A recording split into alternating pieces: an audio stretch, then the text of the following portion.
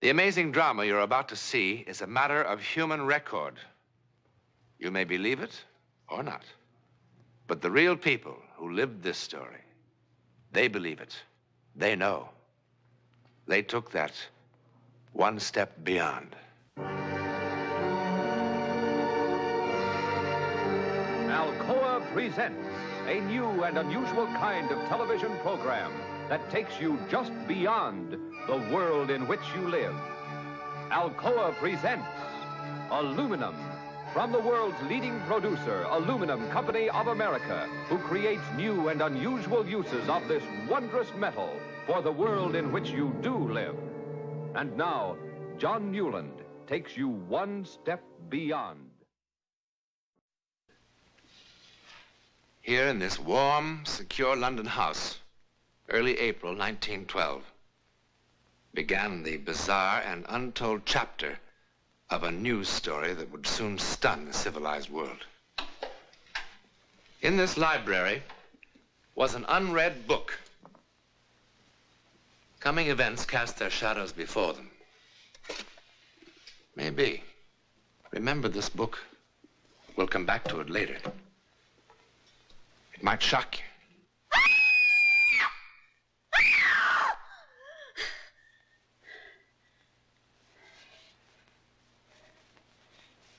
Mother. Mother. Mother. Mother! Mother!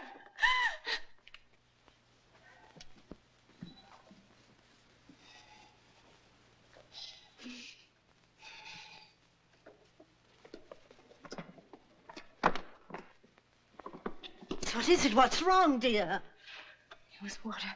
Dark water. I was drowning. I couldn't swim anymore. I was drowning. Oh, you've just had one of those old-fashioned nightmares. Oh, no. I don't blame you. All this excitement about the wedding. No wonder. Eric was there. And I couldn't find him in the dark. And the water closed in over me. What does it mean? Nothing. Absolutely nothing. And in 4 days you'll be married and in Switzerland on your honeymoon. The happiest bride that ever was. And you can't drown in Switzerland. Nobody ever does. All they do is bang into trees on those foolish skis. But drowning? No. It was all so clear to me. And I could feel the water. It was like ice. Now, if you must dream, I order you to dream only pleasant things. Eric, your wedding dress, and how happy you're going to be. Promise? That's better. Now, come on back to bed. But I couldn't find him. I couldn't find Now, him. that is enough, darling. And I shouldn't worry Eric with this. He's been trying so hard to make everything wonderful for you. There. Now. Good night, dear. And no more nightmares.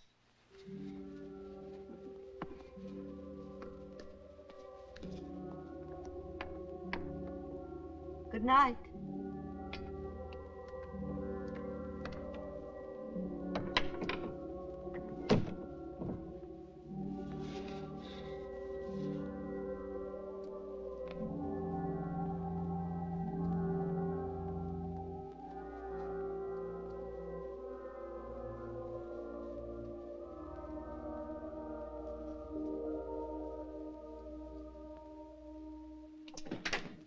Good morning, Emily.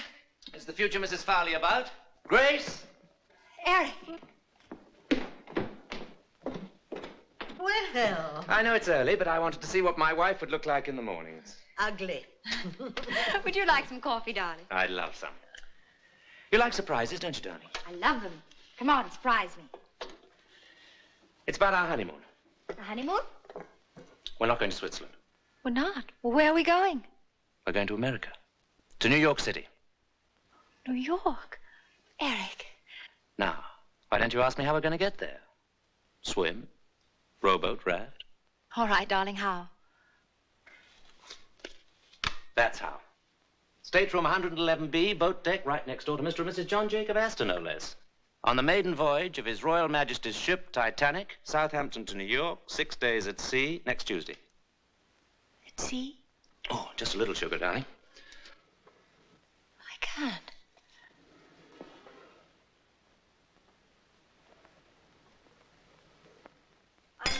I can't believe it. I can hardly believe it myself, but the office has connections. Oh, you lucky children. You sure you won't miss Switzerland? Oh, Switzerland will keep. But the Titanic, our honeymoon, that's once in a lifetime. The paper's full of nothing but the Titanic. Listen to this, Grace. RMS Titanic, the world's largest and most luxurious liner, is writing a new and glamorous chapter in man's conquest of the sea. By virtue of her 5 watertight compartments, she's being hailed in marine engineering circles as the unsinkable ship. Her first passenger list makes her a floating home for royalty, statesmen, international society, and stars of the theater and the arts. And Mr. and Mrs. Eric Farley, who are absolutely unknown. And absolutely in love.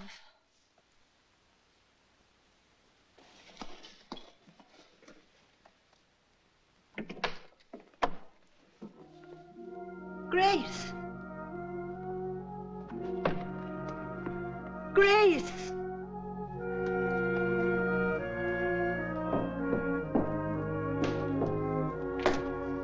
Grace, what is it, darling?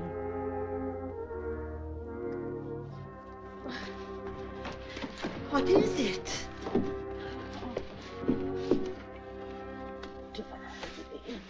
Mustn't. We can't go on that ship. It happened again.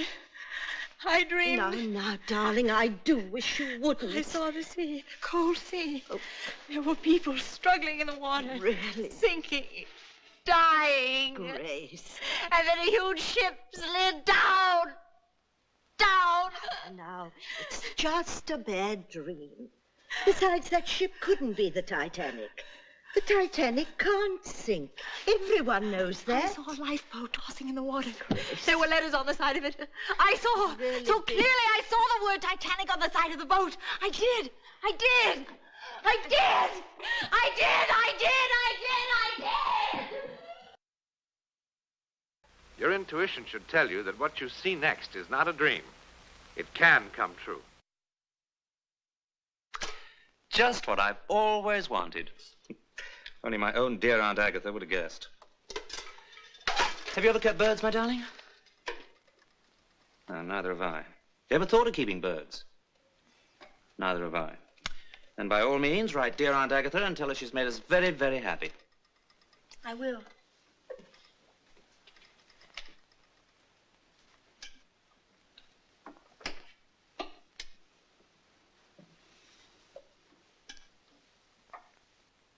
I know all about last night.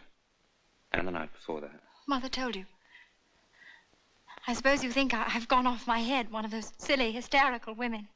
I think you're a lot overtired and a little over-imaginative. But this isn't my imagination.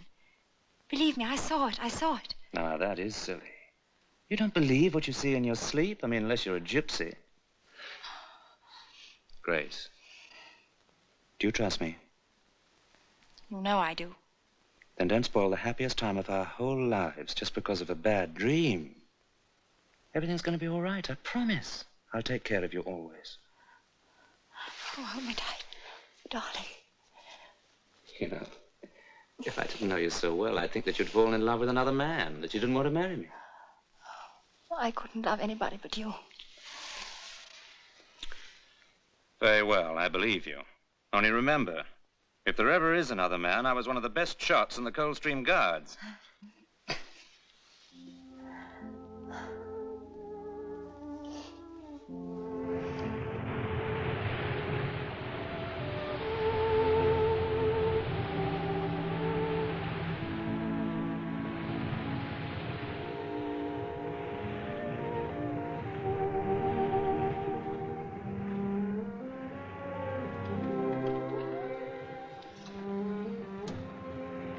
Are you asleep? I think I will keep a bird after all. I beg your pardon. That would please your Aunt Agatha, wouldn't it? Terribly.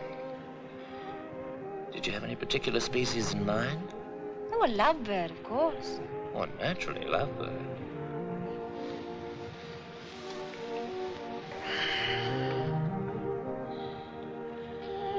Thank you, darling. What for? The 6 most perfect days of my life.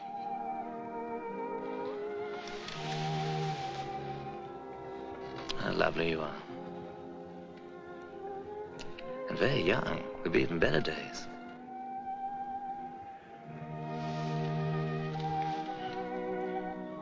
You've forgiven me, haven't you, for those silly scenes I made? I've forgotten the whole thing. I'm glad. Such awful, ridiculous dreams. It wasn't a dream at all. I was wide awake when I felt there was something wrong with the ship. Quite wrong. I know you'll laugh. And I don't blame you. I was in my cabin this afternoon. I imagine it was around 4 o'clock when I heard this terrible sound. What kind of sound? It was a terrible grinding sound, as though the ship had suddenly struck some immovable object. The whole boat seemed to tremble with the impact. Tell me, by any chance, did you hear anything or feel anything? No, I heard nothing like that, I'm happy to say. You know, it's probably your imagination, or more likely, indigestion. Now, why don't you see the ship's doctor? He's a good man, I'm told. Oh, I'm all right physically. It's just that for the first time in my life, I'm afraid. I'm afraid even for the next few hours. I don't know what I'm afraid of. It's as though something in my soul. You know, if I weren't such a hard-headed realist and I were at home, I think I'd call on my minister.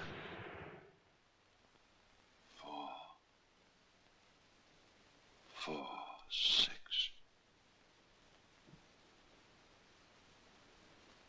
4, 6.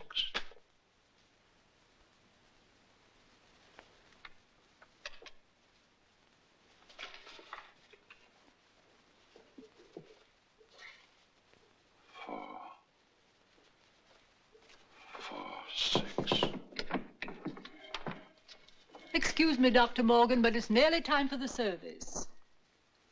Miss Parsons, I'd like the congregation to sing hymn number 446 tonight.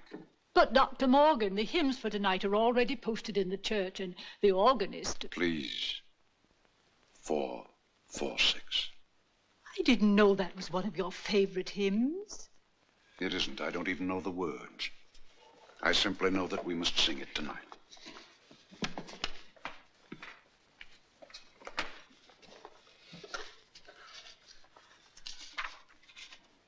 Hear, Father, while we pray to thee for those in peril on the sea. Better we should be praying for our farmers after a winter like this.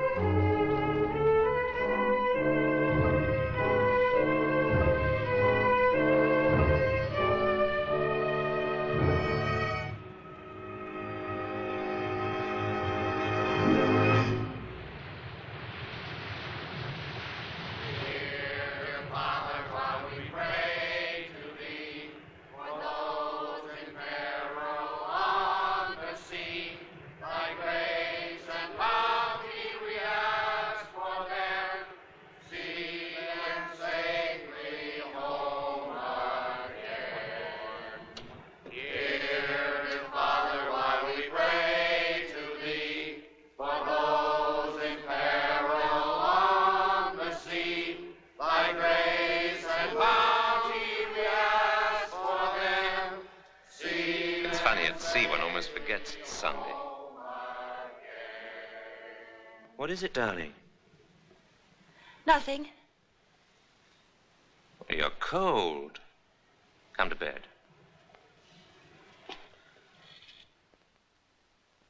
Harry Teller, you're the only man in New York City that's still up.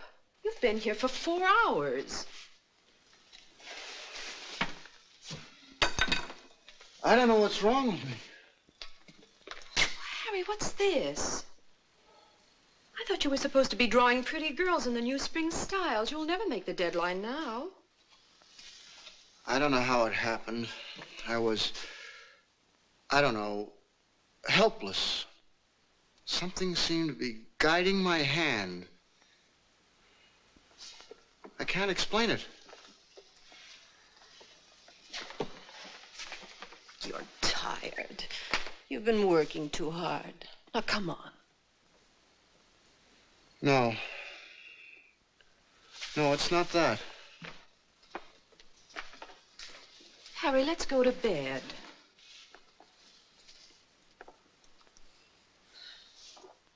You know, this drawing, it's awful. I don't know who would want it. But you know something? This is the best work you've ever done.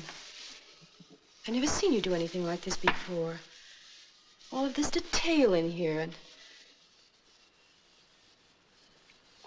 Harry, what is it?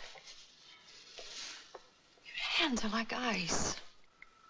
The water in the drawing was cold. Icy cold.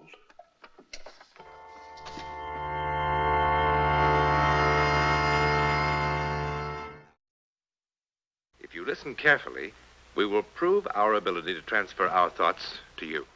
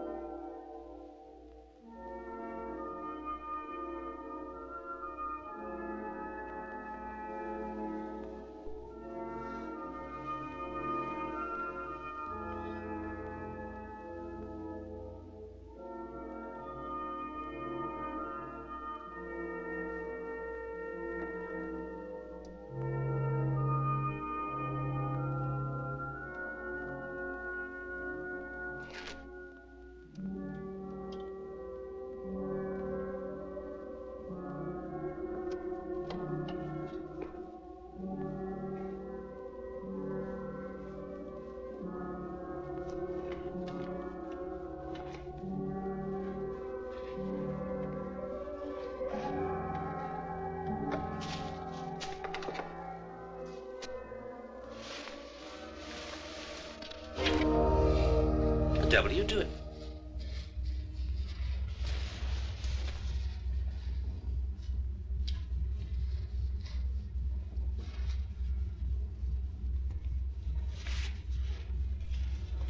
Grace.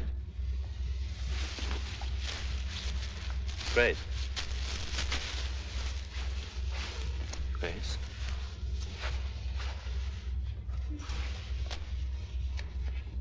Grace. What happened? What's the matter? Everything's all right now. You come back to bed. I don't understand. I was sleeping and someone was screaming, hurry, that we need warm clothes. And I must... What's wrong with me? I must be losing my mind. Oh, I'm losing my mind.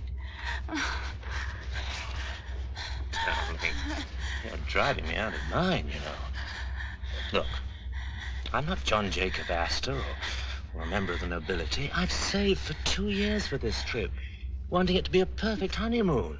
And to have it spoilt by such childish nonsense. Oh, I'm sorry, Eric. I'm sorry, Eric. All right, darling, you're forgiven. I just don't make a habit of pitching my best clothes on the floor.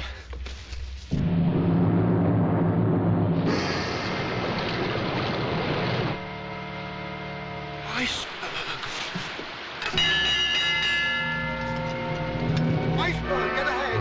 Iceberg, get ahead! Iceberg, get ahead!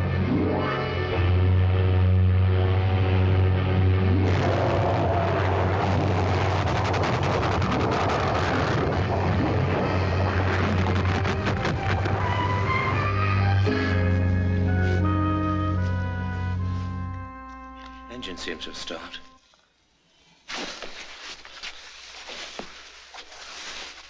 You all right?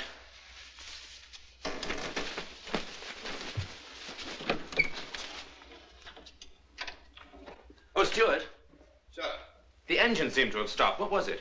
There was some report of an iceberg, sir. The captain stopped the vessel, sir, just to be on the safe side, you know. What an incredible ship. What service? They run out of ice at the bar, so what happens? We hit an iceberg. Good fresh ice. That's what I like. It's all over the deck. Have a drink, chum.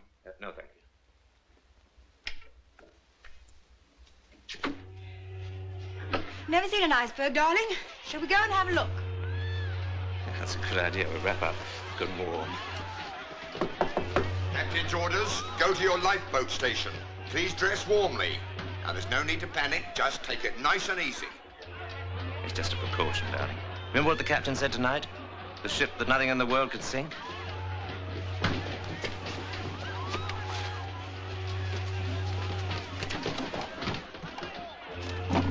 What are you doing? Trying to impress an iceberg with your jewels? Just in case we might not be coming back. Oh, come on.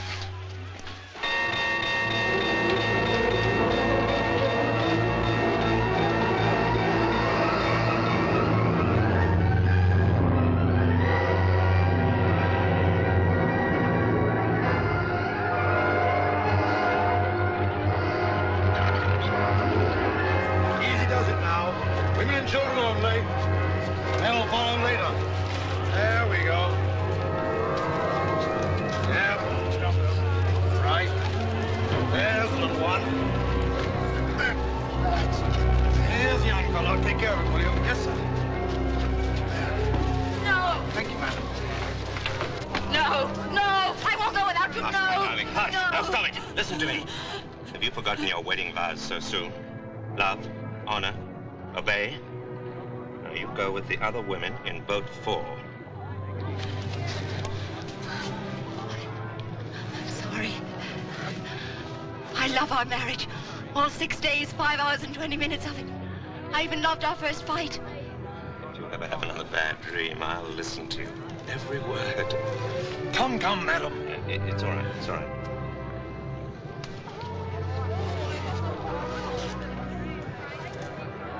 Good night, my love.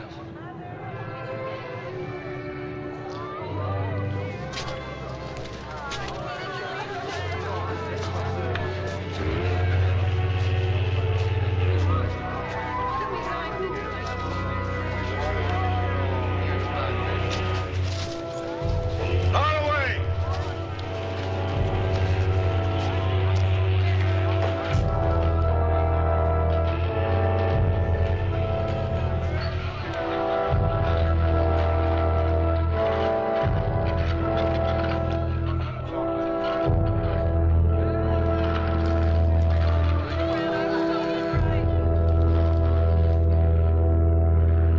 Eric Farley never came back to this house. Over 1,500 people perished that dreadful night aboard the Titanic. Eric Farley was among them. You've seen some of the unexplained supernatural events surrounding the life and death of a great ship. Now, do you remember this book? It's a novel published in 1898, 14 years before the ill-fated vessel was even dreamed of. The title, Futility. Its author, Morgan Robertson. It's a story about the largest liner ever built, carrying on its maiden voyage the rich and great of the world. Then, on an April night, it struck an iceberg. The vessel in this book was 70,000 tons. The Titanic, 66,000 tons. The length of the ship in these pages, 800 feet. The Titanic, 882 feet. Both made 25 knots.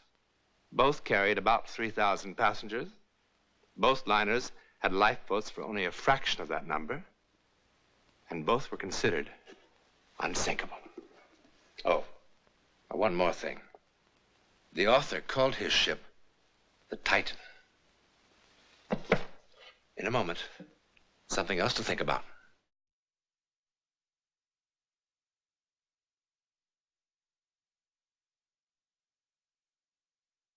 This is the ticket that carried a passenger, Arthur Douglas by name, from New York to Chicago on a fantastic excursion into terror.